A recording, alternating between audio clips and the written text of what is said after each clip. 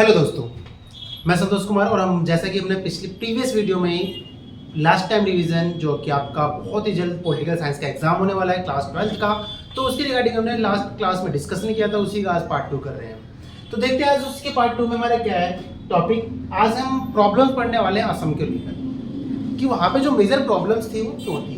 तो देखिए, सबसे पहली बात की जाए तो बाहरी लोगों की समस्या आउट यानी कि प्रॉब्लम्स ऑफ आउटसाइडर, जो मेजर प्रॉब्लम आ रही है यहाँ पे वो किसकी आ रही है?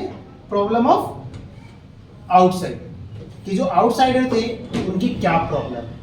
अब ये प्रॉब्लम क्या थी? तो सबसे पहले बात करूं, अगर मैं प्रॉब्लम्स की बात करूं तो जो मेजर प्रॉब्लम है वो है माइग्रेशन की, माइग्रेशन ऑफ आउटसाइडर, यानी कि जो आउटसाइडर का माइग्रेशन था वो एक मेजर प्रॉब्लम था।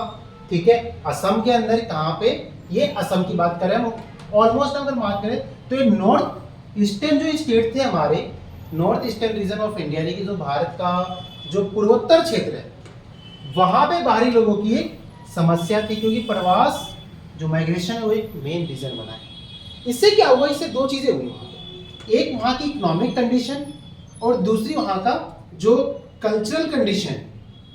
ठीक है, इन दोनों पे हमें इंपैक्ट देखने को मिला, यानी कि जो असम के जो नॉर्थ ईस्ट हमारे नॉर्दर्न स्टेट है, वहां पे दो मेजर प्रॉब्लम्स आई माइग्रेशन को लेकर।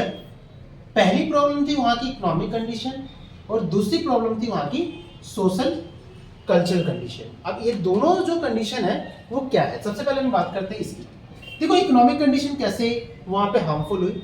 अगर मैं बोलूं इकोनॉमिक कंडीशन की, तो वहां पे क्या हुआ? जब माइग्रेशन हुआ तो माइग्रेशन की वजह से अनएम्प्लॉयमेंट यानी कि जो बेरोजगारी है वो बढ़ी। ठीक है, यानी कि जो अनएम्प्लॉयमेंट की सिचुएशन है वो क्रिएट। इसके साथ साथ वहां पे क्या होने लगे? जो रिसोर्सेज थे वो भी कम होने लगे, यानी कि जो वहां पे संसाधन थे वो क्या होने लगे? कम होने लगे। तो यहाँ पे जो प्रॉब्लम आ रही है इकोनॉमिक कंडीशन में, हमें क्या देखने को मिल रहा है कि वहां पे बेरोजगारी बढ़ रही है, वहां पे जो संसाधन है वो कम हो रहे हैं। अब हम बात करते हैं सोशल कंडीशन की। सोशल कंडीशन क्या हुई वहां पे? वहां की जो सोशल कंडीशन थी उसमें सबसे मेजर फैक्टर देखने को मिला वहां पे किसका? भाषा, लैंग्वेज का। ठीक है, और वहां की संस्कृति, जो वहां का कस्टम था, वहां का जो कस्टम था उसमें हमें चेंजेस देखने को मिले। अब ये जो चेंजेस थे इसकी वजह से क्या है कि वहां के लोगों को प्रॉब्लम्स हुई, और ये प्रॉब्लम जब होने लगी तो वहां पे एक आंदोलन देखने को मिलता है। और ये आंदोलन क्या है? ठीक है, ये आंदोलन जो है हमारा वो है असम का। ठीक है, कि असम के अंदर केवल असम ही नहीं और भी स्टेट्स है जिसमें हम पढ़ेंगे, लेकिन मेजर जो प्रॉब्लम आई वो असम में आई। असम के अंदर क्या प्रॉब्लम आ रही है? तो देखो, असम मूवमेंट कब से कब तक हुआ? अगर मैं स्टार्टिंग की बात करूं 1979 से 1985 तक ये मूवमेंट चला है। 1975 से लेकर 1988 तक ये आंदोलन चला। मेजर प्रॉब्लम क्या रही इसमें? तो migration of Muslim people from Bangladesh. अब क्या हुआ था? अब ये क्यों माइग्रेशन हो रहे थे? तो देखो क्या हुआ, 1971 में इंडो पाक वॉर हुआ था। ठीक है, इंडो पाक वॉर, इंडिया और पाकिस्तान का वॉर हुआ था 1971 में, और यहीं से बना था हमारा बांग्लादेश। इस वॉर में काफी ज्यादा जो लोग थे वो माइग्रेट होकर हमारे इंडिया में आ रहे थे, और ये एक मेजर प्रॉब्लम है। जब काफी लोग हमारे माइग्रेट होकर इंडिया में आने लगे तो ये ज्यादा जो माइग्रेशन हुआ था वो हमारे नॉर्थ स्टेट में हुआ था, क्योंकि वहां से जो आपका बांग्लादेश है वो काफी पास पड़ता है। ठीक है, उसकी टेरिटरीज जो है वो नियर। इसके अलावा coal and tea transfer from Assam to Bangladesh, यानी जब माइग्रेशन हुआ तो माइग्रेशन के बाद जो हमारे नॉर्थ स्टेट्स हैं वहां पे पॉपुलेशन बढ़ी, और पॉपुलेशन बढ़ने की वजह से क्या हुआ कि जो वहां पे कंपनीज हुई या सेक्टर जो भी वहां पे इंडस्ट्रीज लगने लगी, अब धीरे धीरे वो क्या करने लगी भाई कि जो वहां पे कोल था, टी जो थे, वहां के जो रिसोर्सेज थे उसको ट्रांसफर कहाँ किया जाने लगा? बांग्लादेश। ऐसा मानना था असम के लोगों को कि वहां के लोगों के आने के कारण काफी ज्यादा प्रॉब्लम हो रही है, अनएम्प्लॉयमेंट की प्रॉब्लम हो रही है, उनकी लैंग्वेज खत्म हो सकती है, उनको डर था उनका कल्चर खत्म ना हो जाए। ठीक है, तो ये सारी प्रॉब्लम है देखने को मिल रही है। अब इसके साथ ही साथ जो मेजर प्रॉब्लम्स जब देखने को मिली हमें, तो इसको लेकर क्या हुआ? एक मूवमेंट चला, और ये मूवमेंट चलाया किसने? तो ये मूवमेंट चलाया वहां पे एक जो इंपॉर्टेंट जो वहां का ऑर्गेनाइजेशन था, आसू। ठीक है, ये जो मूवमेंट वहां पे चलाया वो किसने चलाया? आसू। अब ये आसू क्या है, तो देखो ऑल असम स्टूडेंट्स यूनियन, जो कि अगस्त 1967 में फॉर्म हुआ था। ठीक है, आसू की जो फुल फॉर्म में आ जाती है एग्जाम में, तो आपको याद रखनी है। ऑल असम स्टूडेंट यूनियन जो कब बना था, अगस्त 1967 में बना था। अब ये आसू के लीडरशिप में असम में एक मूवमेंट चला, और इस मूवमेंट का मेन जो ऑब्जेक्टिव है वो क्या था, देखो ये जो मूवमेंट चलाया गया आसू के द्वारा चलाया गया। आसू क्या है, आसू एक ऑर्गेनाइजेशन है स्टूडेंट का। It had nothing to do with any political party, ये कोई पॉलिटिकल पार्टी नहीं थी, और ना ही इसका पॉलिटिकल पार्टी से कोई लेना देना। ठीक है, यानी इसका राजनीतिक दल से कोई लेना देना नहीं था। ये केवल और केवल एक स्टूडेंट का, छात्रों का एक ऑर्गेनाइजेशन था, संगठन। ठीक है, अब इन्होंने जो डिमांड रखी वो क्या थी, तो डिमांड क्या है आसू की, तो सबसे पहले आसू की जो डिमांड थी वो ये थी कि मूवमेंट और mainly against the growing member of outsider, यानी कि जो बाहर से मेंबर आ रहे थे, their names being wrongly include in the election rules.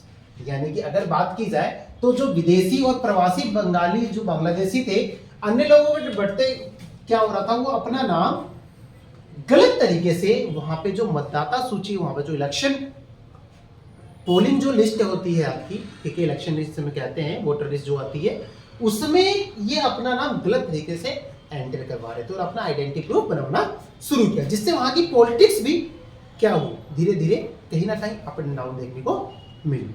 अब इससे क्या हुआ, इससे ये हुआ कि इन्होंने डिमांड की कि असम में 1951 के बाद असम में आप सभी लोगों को असम से बाहर निकाला जाएगा। यानी कि ये बोला गया, उनकी मांग थी कि असम के अंदर जो 1951 के बाद आए हैं उनको बाहर निकाला जाए। देखो वैसे मूवमेंट तो 71 में हुआ, ठीक है, कब हुआ था ये, 71, ठीक है। तो 1971 में जब ये मूवमेंट हुआ तो ऐसे तो बोला गया कि आज़ादी के बाद से जब आए हैं, तो उसी के बाद से, क्योंकि आज़ादी के बाद जब भारत आज़ाद हुआ तो उसके बाद ही मूवमेंट जो माइग्रेशन था वो हो रहा था, क्योंकि वो हमारा कौन सा था, हमारा ईस्ट पाकिस्तान था, वहां से माइग्रेशन हो रहा था। तो इन्होंने डिमांड की कि उस समय से जो लोग आए हैं बाहर, उनको बाहर किया जाए, उनको आइडेंटिफाई किया जाए, आइडेंटिफाई करके उनको बाहर भेजा जाए। ठीक है, इसके साथ ही साथ अगर मैं बात करूं तो इनकी जो प्रॉब्लम्स है, इनका जो प्रॉब्लम्स है भाई, उनकी जो सॉल्यूशन है वो क्या हुई, देखो आउटकम्स क्या आया। तो आउटकम्स क्या था इस मूवमेंट का, जो असम मूवमेंट चला, तो इसको लेकर 1985 में एक एग्रीमेंट हुआ। ये जो मूवमेंट होता है वो किसके बीच में होता है, ये मूवमेंट आपका आसू और राजीव गांधी के बीच में होता है। ठीक है, किसके बीच में, राजीव गांधी उस समय हमारे प्राइम मिनिस्टर थे, और आसू असम जो स्टूडेंट यूनियन था, उनके बीच एक एग्रीमेंट हुआ। और इसमें ये बोला गया, उसमें तो पहले बात की 51, इसमें बोला गया कि भाई 1971 में जो बांग्लादेश के दो बाद जितने भी लोग असम में आए उन सभी को क्या किया जाए, बाहर निकाला जाए। ठीक है, और इसको हम किस नाम जानते हैं, असम एग्रीमेंट के नाम से भी जानते हैं, असम एग्रीमेंट, यानी असम एग्रीमेंट भी इसको कहा जाता है। ठीक है, और इसके साथ साथ क्या हुआ कि जब ये मूवमेंट सक्सेसफुल हो गया, तो after the success of movement AASU and Assam Gana Sangram Parishad together form a political party name Assam Gana Parishad, यानी कि जो वहां की पॉलिटिकल पार्टी थी असम गण संग्राम परिषद, इन दोनों ने मिलकर क्या बना ली, पॉलिटिकल पार्टी बना ली, जिसका नाम था असम गण परिषद। ठीक है, नहीं ऑल यानी कि आसू, ठीक है, ये और इसके साथ साथ दोबारा लिख देता हूं इसको, आसू प्लस में कौन ऐड हो गया इसके साथ, असम गण संघ परिषद, AGSP, यानी असम गण संग्राम परिषद। अब ये दोनों मिलकर क्या बन गए, असम गण परिषद, यानी क्या बन गए ये बन गए असम गण परिषद। ठीक है, तो ये पॉलिटिकल पार्टी बनी, और यही इसी पॉलिटिकल पार्टी ने बाद में क्या किया, यहाँ पे रूल किया। ठीक है, यानी कि जो असम गण परिषद है उसने क्या किया, यहाँ पे रूल किया। यानी 1985 में जब इलेक्शन हुए, तो इलेक्शन में कौन जीता, असम गण परिषद जीत गया, और जीतने के बाद उन्होंने एक प्रॉमिस किया वहां के असम के पीपल्स से कि अब वो जो भी सिचुएशन असम में खराब हुई है उनको ठीक करेंगे। तो ये असम का एक मेन टॉपिक था आपको कि असम में किस तरीके से प्रॉब्लम्स आ रही। आई होप आपको वीडियो पसंद आई होगी और इसकी और वीडियोस आपको मिलती रहेंगी एग्जाम से पहले लास्ट टाइम रिवीजन में। ठीक है, तो हमारे चैनल पे बने रहिए और वीडियो पसंद आए तो लाइक शेयर जरूर करिए।